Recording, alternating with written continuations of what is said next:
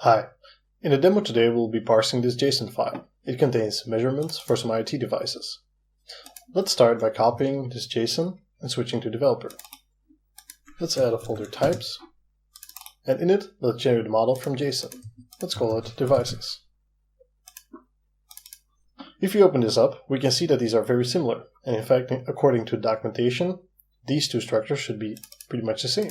The problem is, however, that these keys are based on operational data. So if tomorrow there would be a third device, we would actually get device 3 here, which would have similar data. This makes it slightly harder to deal with at design time, but we'll get to that later. Let's parse it first. Let's add a folder services, and in it let's add a service parse JSON. It should have a JSON input, and as output it should have the devices. Let's add a JSON on Marshall,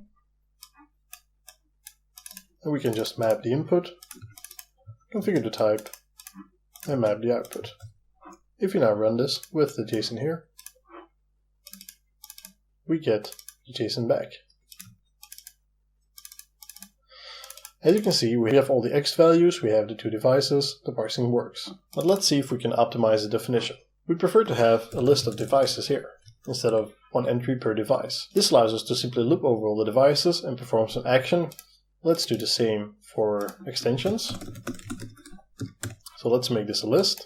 But for both the devices and the extensions, we do want to capture the key. So in this particular case, we want to capture device 1 and device 2 for the devices, and for the key we want to capture x1, x2, and stuff like that. So let's add a field here, device ID. For devices, and for extensions we'll add key. And then we have to register it. So on devices we can say dynamic name is device ID. And on extensions the dynamic name is key. If you now parse the JSON again, you can see that we have a list of devices. We have the device ID device 1, device 2. And for the extensions we have the key x1, 2, 3, 4 all captured here. This makes it a lot easier to model the logic on it afterwards. There's a lot of ways to deal with dynamic JSON in Nabu, but for this particular use case, this is the preferred method. In the next video, we'll be looking at validation. How can we make sure that the data we have here is actually valid according to the definitions that we have?